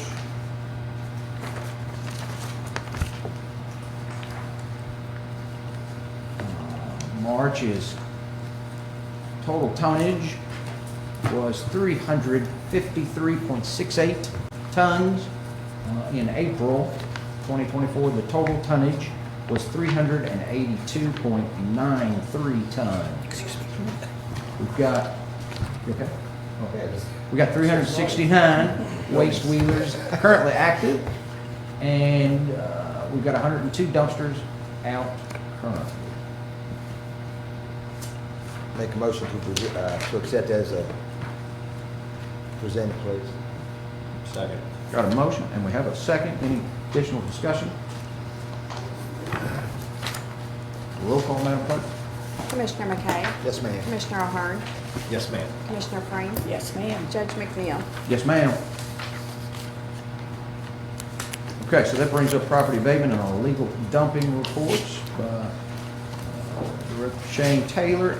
Commissioners, in your packets, you will see the property descriptions that we're looking at. I will bring to your attention two locations. One, we sent certified communication out to the identified owners of the Minerva School that we have had on the list before, but that also was damaged heavily by the tornado. We have heard no indications of their plans for that, and so I reached out and got and are waiting a paper quote to remediate that site, which would involve pushing bricks and everything into the basement of that site, putting a cap of soil over top of it, and then charging the identified owners with that remediation cost of about, I'm expecting that to come in at $6,000, and yet I don't have it in paper version yet. So you had no conversation with the person in question that owns that? Didn't they have like an offer that somebody come out and buy those bricks or take the bricks off their hands? Not that I know of, but they, as the bricks sit there, I think people are going out and picking them up. But either way, Oh, yeah, souvenirs. Yeah, it's a pretty big hazard. Yes. Pretty big hazard out there. And, it's the same site 10, 12 years ago that we did a pretty significant cleanup at with about 300-400 tires that were shoved in there. And so, we need to get it cleaned up. But I can't, it's hard to do anything until that actual quote from Mr. Thomas comes in. And I also had discussions with them on, hey, it's not the best idea to load that up and take it to the landfill in case, there's anything, any issues with it blowing out as you go to landfill, and that because there is a basement there, that's probably the best option. Okay. Also, there is a property in Mays Lick we've sent some communications to, where the wall is falling in adjacent to the Mays Lick Lions Club. We've lost a significant amount of bricks there, and so hoping to get some kind of indication on repairs for that building. It's between the I think that is Tammy Maston's maiden name, but she's actively working on it. It was covered with brush. I mean, to the extent that you couldn't see the building because of the brush. And when she cleaned it up, it looks a lot worse. Nothing wrong with sending the notice, but Yeah, sure. They've kept spending a lot of money cutting the brush away from the building, which was destroying the foundation of the building. That's just from a neighbor looking at it. Fair point, fair point.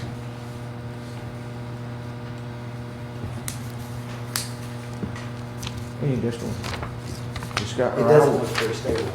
You're right. It does not. I will entertain a motion to approve the property abatement and illegal dumping report. So moved. Got a motion? Second. And a second. Any additional discussion? Roll call, Madam Clerk. Commissioner McKay? Yes, ma'am. Commissioner Ahern? Yes, ma'am. Commissioner Frame? Yes, ma'am. Judge McNeil? Yes, ma'am.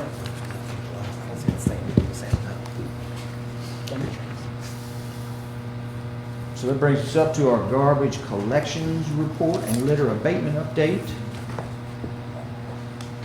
For April, we had 2,857 charges for amounts payable of 37,982.36 or 36 cents, excuse me.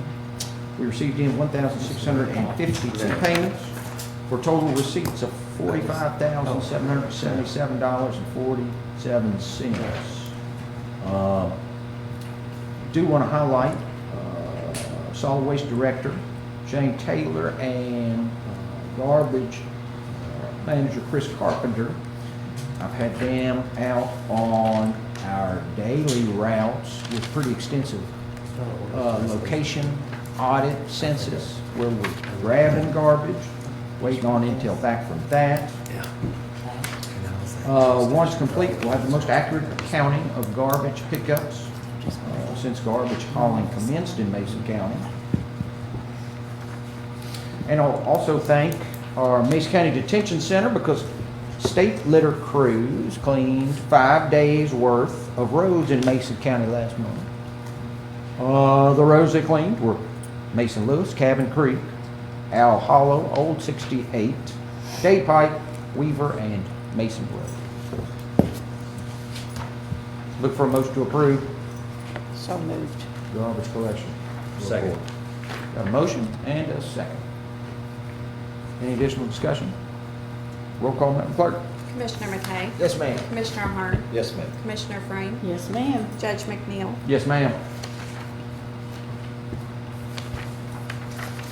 Commissioners, that brings up our detention center report. We got Jailer Lisa Gear joining us. Good morning. Morning. Morning. Just for a second, I want to go back to the phone, Sergeant's phone. Go ahead. One more thing, reason why we needed that phone, or several reasons, but it gives us a place to take pictures and videotape if we need it, and they're not using their personal cell phones, which we discourage, and therefore it's always kept in a property owned by the county. Okay. And that's why we use it too. Okay. All right, for the month of April, our highest daily count was 195, our lowest daily count was 179, with a monthly average of 187. Of that, 145 are males and 42 are females. Mason County had 108 inmates, Brighton County 9, Fleming County 61, Lewis County 34, and all other counties 13. Our Class Ds, there's 82, and for controlled intake, 37. SAP is 23. Total admitted and released into the Mason County Detention Center was 287. Of those, 211 are males and 75 are females. Service hours worked by the inmates is 7,200 hours. That saved the county approximately $72,000 in labor. Jail reimbursement collected was $3,248.99. Bond fees was $101.13. Release fees was $221.58. Booking fees is $1,191.79. Pay my jailer, we collected $2,460.59. Our House Bill 556, we received $20,520. House Bill 556 in our SAP certificates, we got $2,000. The Class D trustees and inmates, they continue to assist the county garbage pickup, the recycle center, Mason County Road Department, the animal shelter on a regular basis. Other outside agencies that we help during the month were the Mason County Food Bank, the Mason County Licking Valley Commodities, the Maysville Museum, the Mason County Roadside Litter Pickup, the Germantown Ballpark, and we also helped with cleanup around the Mason County Public Library, the debris from the flood. The State Highway Road Crew, they logged a total of 31 hours each and covered 872 miles of road for the Kentucky Transportation Cabinet on roads in Fleming, Lewis, and Mason counties. And as the judge said, we were able to get out 5 days this month and clean some county roads also. As far as training, the in-house staff training was a total of 70 hours. We do have an upcoming event for the dates of July 17th through the 28th that we will have available the KCO VR training simulator. It'll be there at the facility, and we're going to offer that training to area jails and local law enforcement or any law enforcement agency who would like to participate free of charge, and these are also qualified for training hours. GED testing, we had 4 inmates who tested. As far as the high tunnel, we've got cucumbers and tomatoes have been planted in the high tunnel. Our Master Gardeners class actually has already begun, and all of our guest speakers for this year's program is for our University of Kentucky employees. So we were kind of excited because we've got some high quality people who are coming in to give instructions to the inmates about gardening. The ankle monitoring program, during the month we collected $820 and had a total of 4 individuals who are participating in the program. As far as the projects for the jail, the grease trap in the kitchen, actually I'll kind of update this a little bit. Here we were kind of in we were processing the quotes and different things like that, which we only had the one, and that was from the Schmidt Plumbing Contractor out of Alexandria.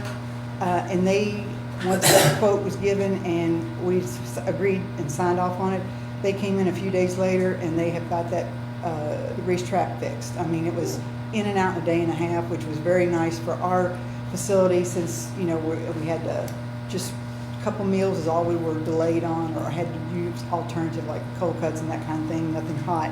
But it's done, it's completed, and we're very excited about that because it looks good.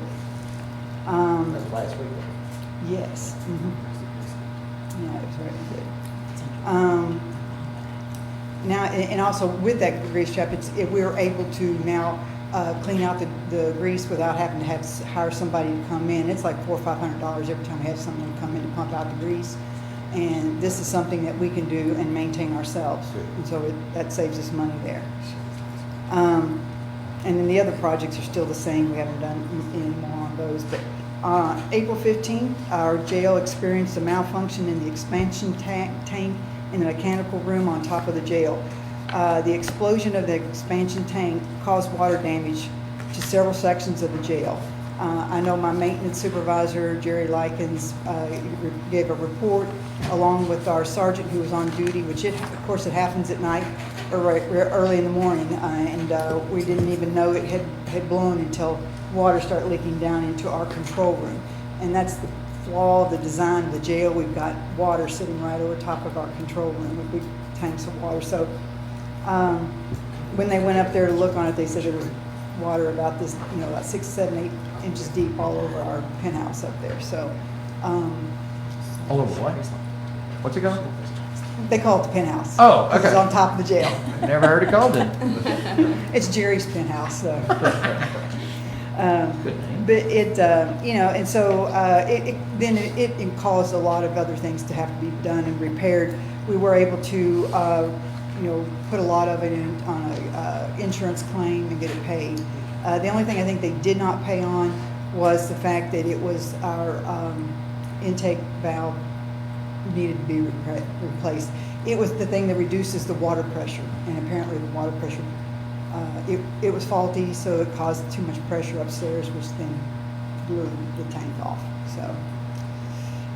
But that was that. And then we also had some difficulties with phones. We had some phone issues. Pro On-Call Technologies was called. And of course, I heard the same old thing I hear every time we call in a repairman to the facility. Our system is old and that we could no longer get replacement parts.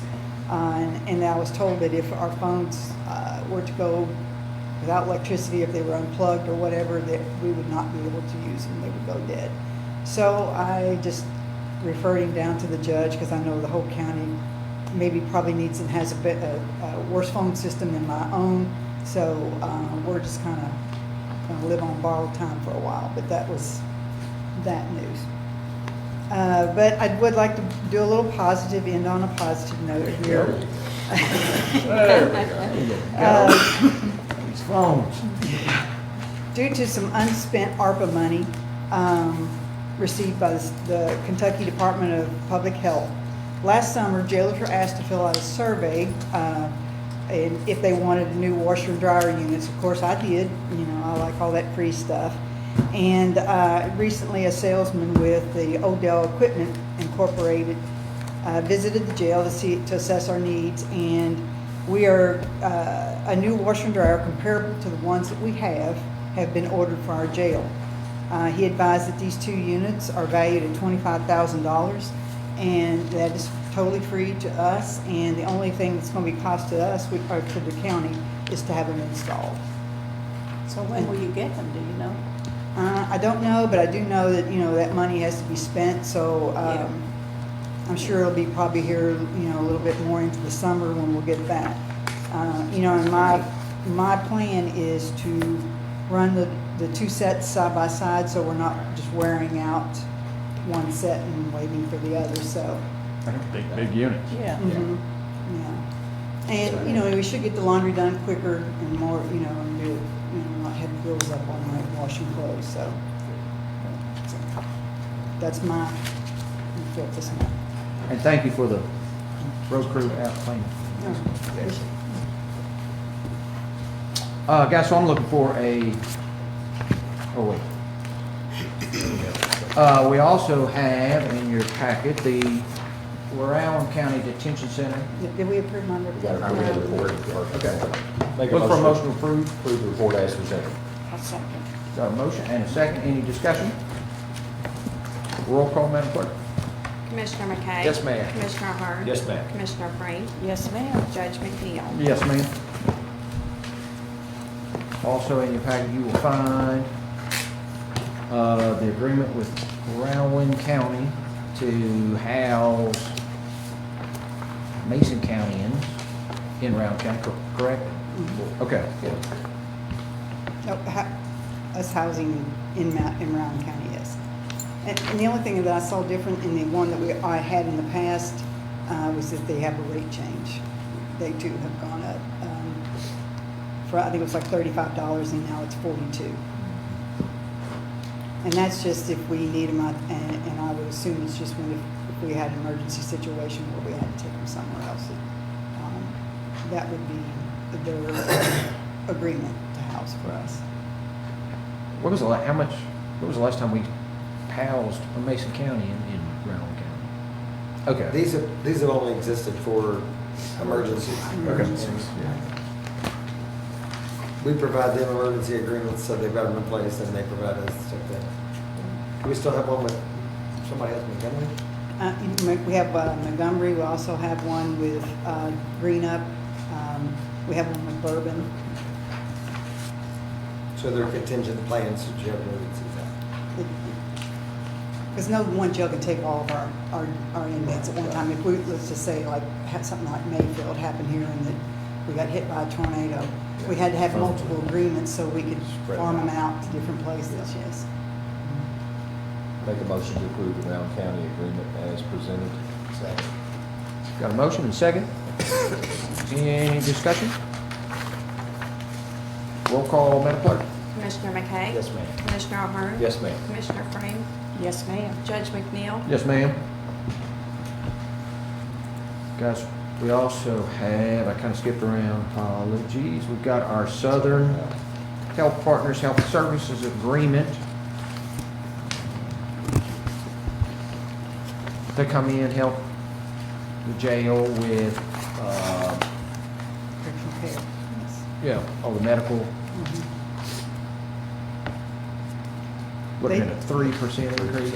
Yeah, and just a little history, I mean, like, right after the pandemic, they did not charge us anything extra. We negotiated a note, and they agreed. No rate increase, no per diem rate increase. Last year, they proposed again a 3%. We went back with a 2% and a no rate change on the per diem, which they did accept that.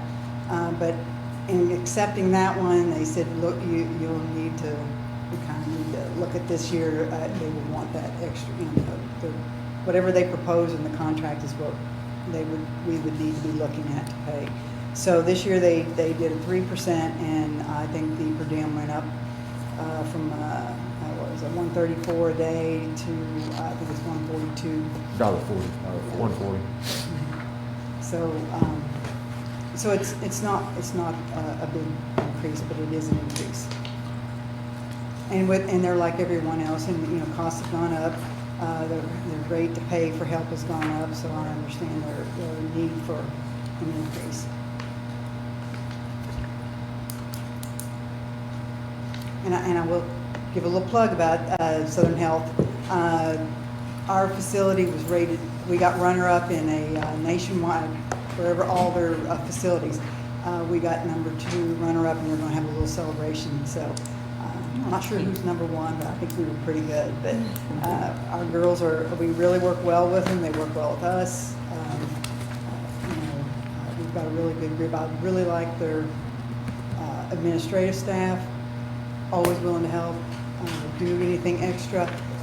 Actually, our one lady is the one who helped me a lot with getting some reimbursement during the COVID and the ARPA money and how we were to file.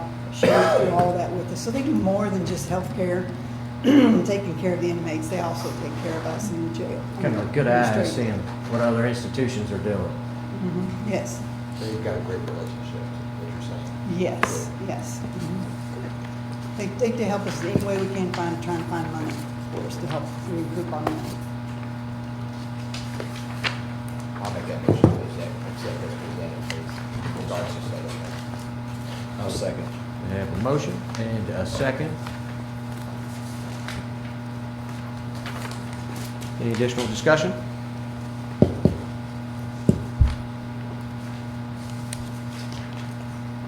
Roll call, Madam Clerk. Commissioner McKay? Yes, ma'am. Commissioner O'Hearn? Yes, ma'am. Commissioner Frame? Yes, ma'am. Judge McNeil? Yes, ma'am.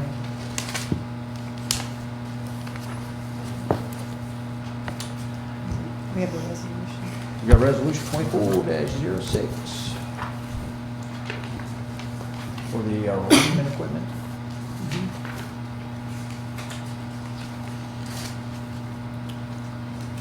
This will allow us to get reimbursed for the video software.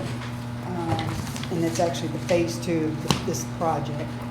It's for to get us to reimburse for $44,018. Make a motion to accept as presented, please. Second. Got a motion, second. Jalen, what was the first amount? The first phase? First amount on the, because this is phase 2, right? So First amount, I what think, was like $42,000. Right, Yeah, $42,943. And that was for actually the equipment. This is for the software. When will that be up and running? Actually, there's a jailer out in West who's taken the initiative to be the person who's kind of like your office. Yeah, the pilot person. He's working through all the bugs and getting everything up and running, and then he's actually going to have at our conference is going to have a class on it, just talking about how it's all going to. Won't that help a lot with transfers? Yes. I'm hoping that's the plan, is to make it, so that there's less transporting to the courthouses and that kind of thing, and which would help out tremendously, Right. and especially for these counties that we house for. They'll appreciate that a lot. Last week or 2 weeks ago, the system was down. It happened to be, I don't know who the sheriff was then, whether it was Sheriff Boggs or Sheriff Swolsky, but they were shorthanded on security in the courtroom, and they bring in, add 20 inmates to it. I mean, there's security issues when they're taken care of by good video conferencing. Not only it's transport and whatnot, but security, it helps with immensely. So we've got a motion and a second. Any additional discussion? Roll call, Madam Clerk. Commissioner McKay? Yes, ma'am. Commissioner Ahern? Yes, ma'am. Commissioner Frame? Yes, ma'am. Judge McNeil? Yes, ma'am. I think that's everything, right? Well done. Well done. Thank you, Thank you, Lisa. So Commissioners, that brings up our Treasurer's Office report. We've got Mason County Treasurer Kim Hughes joining us today. Hello, how are y'all? Well, good morning. Good morning. I would like to have vendor claims, including the additional claims, totaling $38,541.40 approved to pay. So moved. Second. Motion and a second. Any discussion? Roll call, Madam Clerk. Commissioner McKay? Yes, ma'am. Commissioner Ahern? Yes, ma'am. Commissioner Frame? Yes, ma'am. Judge McNeil? Yes, ma'am. I'd like to have approval of the financial statement as of 4/30/2024. So moved. Second. Got a motion and a second. Any additional discussion? Roll call, Madam Clerk. Commissioner McKay? Yes, ma'am. Commissioner Ahern? Yes, ma'am. Commissioner Frame? Yes, ma'am. Judge McNeil? Yes, ma'am. I'd like to have authorizations to make budget transfers totaling $333,272. So moved. Second. Got a motion and a second. Any additional discussion? Roll call, Madam Clerk. Commissioner McKay? Yes, ma'am. Commissioner Ahern? Yes, ma'am. Commissioner Frame? Yes, ma'am. Judge McNeil? Yes, ma'am. And then I have our annual standing order for fiscal year 24-25, and it's order number 24-04. Annual standing order to pre-approve certain reoccurring expenses, Mason County Fiscal Court 24-25. Pursuant to KRS 68.2753, the fiscal court may adopt an order to pre-approve the payments of monthly payroll and utility expenses. No other expenses shall be pre-approved pursuant to this subsection without the written consent of the state local finance officer. So I'm sorry. Go ahead. The statute exempts this from your requirement of putting on a claims report for things, and the statute specifically says the things she has on the list, which like interest and lease payments, cleaning, utilities, things that are routine and don't require your approval. So this lets her pay, and so we don't get our utilities cut off Correct. and things like that. Yes. Make a motion to approve order number 24-04 as presented. Second. Got a motion and a second. Any additional discussion? Roll call, Madam Clerk. Commissioner McKay? Yes, ma'am. Commissioner Ahern? Yes, ma'am. Commissioner Frame? Yes, ma'am. Judge McNeil? Yes, ma'am. And that's all I have. Well done, well done. Commissioners, also in your package, you'll see the EMS report submitted by new Chief Kyle Carpenter. Congratulations to Chief Carpenter as well. Total EMS runs across the county, 390. Of those, 81 were in the county. Of course, leaving city runs at 309. We also have our permit report submitted by Mr. Jim Fawcett. All residential. But then also we have, well, that'll be a new business. So opening up new business, we have a proclamation for Building Safety Month. Jim, you want to come forward, buddy? Good morning, my friend. Good morning. Morning. All right. All right, how's everybody? Good, good. Going well, man. Going well. You want to roll out the history of this a little bit? We've done it 4 years now, I think. Well, so I've participated in the last 4 years. I prior to my coming here, I don't know what our participation was, but the state of Kentucky is the 11-time defending champion of this recognition of Building Safety Month. We have a greater participation in the entire state of Kentucky than any other state in the United States. And so they just try to encourage us. Obviously, we want building safety to be a 365-day thing, but the month of May is recognized for building safety to just kind of get it out there so people understand what our purpose is, that we're not here just to make things difficult on you or give you a reason why you can't do something. So it's just a proclamation that points out building safety for the month of May. Jim, you do a fantastic job. Thank you. Everyone across Mason County and Maysville is very appreciative of your services. And so this is Building Safety Month proclamation for May of 2024. Whereas our county is committed to recognizing that our growth and strength depends on the safety and essential role our homes, buildings, and infrastructure play, both in everyday life and when disasters strike. And whereas these modern building codes include safeguards to protect the public from hazards such as hurricanes, snowstorms, tornadoes, wildland fires, floods, and earthquakes. And whereas Building Safety Month is sponsored by the International Code Council to remind the public about the critical role of our community's largely unknown protectors of public safety, our local code officials who assure us of safe, sustainable, and affordable buildings that are essential to our prosperity. And whereas Mission Possible, the theme for Building Safety Month 2024, encourages us all to raise awareness about building safety on a personal, local, global scale. And whereas each year in observance of Building Safety Month, people all over the world are asked to consider the commitment to improve building safety, resilience, and economic investment at home and in the community, and to acknowledge the essential service provided to all of us by local and state building departments, fire prevention bureaus, and federal agencies in protecting lives and property. Now, therefore, I, Owen McNeil, Judge Executive Mason County, do hereby proclaim the month of May 2024 as Building Safety Month. Accordingly, I encourage our citizens to join us as we participate in Building Safety Month activities. Jim, will you come forward? And commissioners, let's get a picture with building codes involved.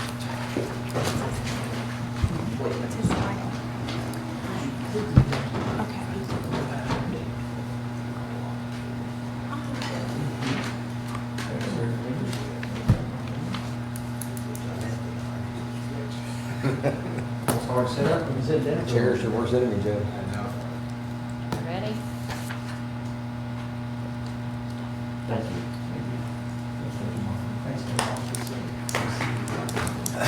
Thanks, Jim. Thanks, Jim.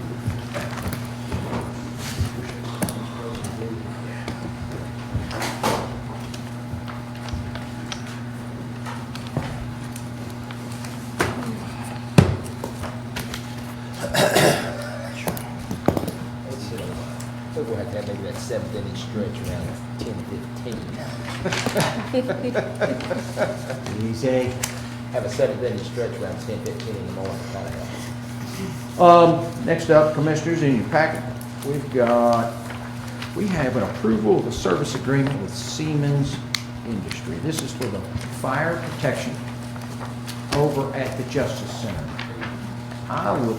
We reached out and got the actual contract only yesterday afternoon. So I'd like to hold off on this, bring it back to you at the next meeting. So it gives us a chance to review it and see what we're signing up for. And in essence, is service contract for the sprinkler and fire system over at Justice Center. When does our old contract expire? Offhand. I want to say June, July. Okay. Yep. Yep. They'll probably still. Just want to make sure we have coverage until we approve it, that's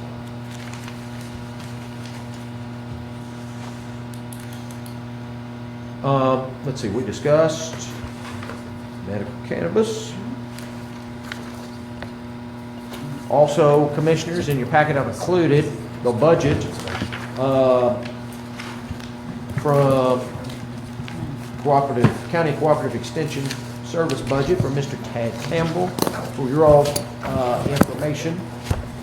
We don't have to act on that.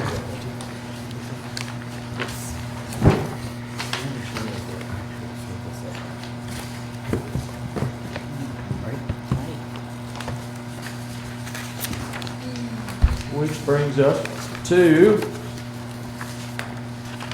I always question, and it's never in their budget, I always ask when they're here, but they don't report to you what their actual total, they do the annual surplus they would have, they don't tell you what their total surplus funds are. No, yeah.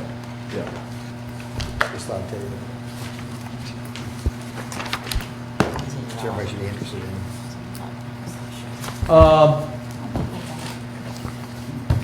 You guys have a copy of that. Finally, also, we've had a few reach out about an option for county employee apparel, a shirt, golf shirt that says Mason County, Kentucky, Mason County Fiscal Court, something along those lines for all 120.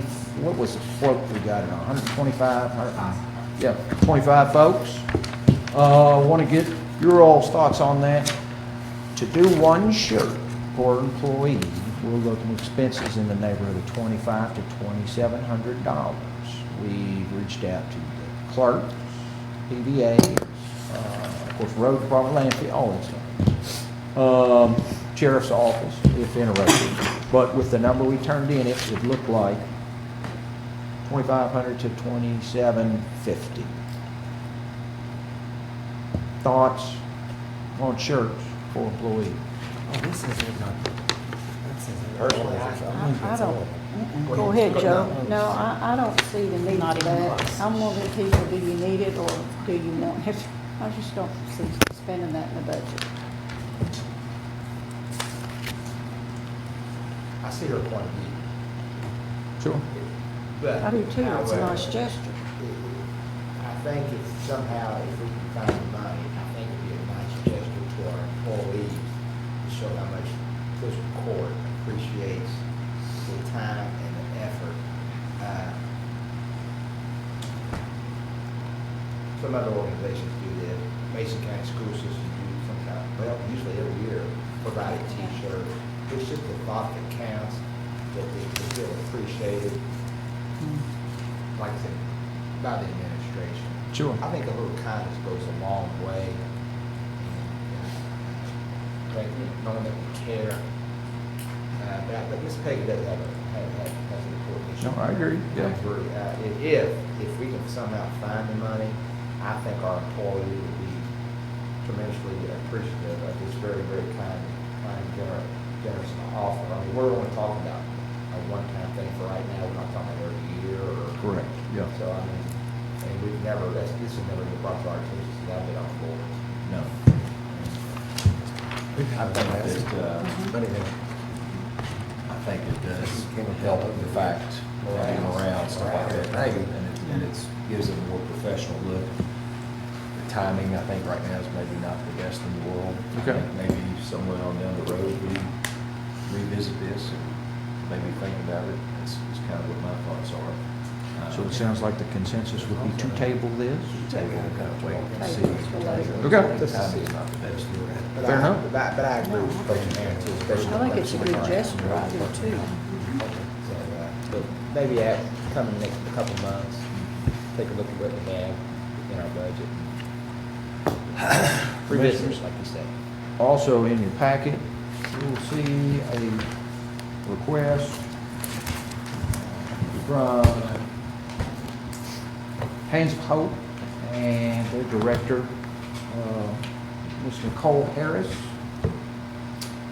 She reached out a month and a half ago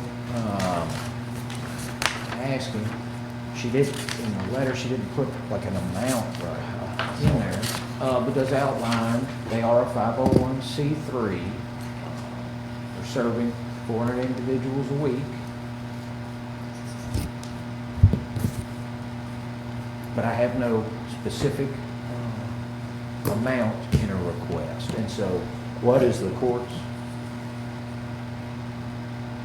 view going forward on that? I'm familiar with Ms. Harris and some of the work that she does, and she does a tremendous job in helping people that need a lot of help. Sure. I mean, I would like for us to be able to do something at some point in time. I don't know, we need to talk with her and see what she's thinking, but, it is definitely a worthwhile venture. I agree with the Commissioner O'Hara. It's just, it's a wonderful and much needed resource for the community. You can just like, it's a passion of labor, it's a passion of love, especially if you go into the building and just talk to them. Is it possible that maybe we could do something like in-house to help her? Is it somehow, where you can get with her maybe down the road? Commissioner You Frame, any could do thoughts? a donation like when she needed the Easter extravaganza Right. or Christmas time or Yes. something like that. What? I'm sorry, I didn't hear you. A donation like when she's doing the Easter extravaganza or Christmas when she's doing something. For an event? Yeah. Table it for an event. Or Yeah, probably, we could or table possibly that. something in-house when she has those. In-kind service, yes, sir. In-kind service when she has Yeah. those, like dumpsters, or Yeah. provide workers from the jail to help clean up, or something of that nature, to help take the burden off this wonderful project that we have, which is, like I said, it's very much needed. Very much needed. And I applaud her and her family's effort and whoever's involved in that organization.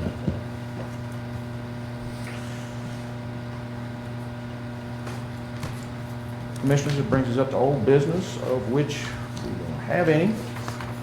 We do have some board appointments. Fleming Mason Airport Board, we have reappointed.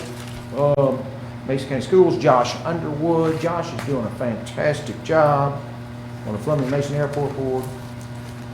And then Mason County Maysville Port Authority, I'm going to be appointing Ward Blakefield, Omni Materials, to the Maysville Mason County Port Authority. Communications from Judge, Commissioners. I want to highlight the Mays Lake Volunteer Fire Department State Night is May 18th, which is Friday, I think. Also, Dover Volunteer Fire Department is doing a spaghetti dinner the 17th, 6 to 8. Mays Lake is the 18th from 4 to 7. Fernleaf Fish Fry is May 19th, 11 to 2. Lewisburg Steak Dinner, June 1st, 4 to 7. Also, I want to highlight, last Saturday's Federal Hill event was fantastic. Museum, Jenny Butler, their team, the Elizabeth Wallingford Trust, really had a nice event, and that has the potential to be a very significant attraction for Mason County.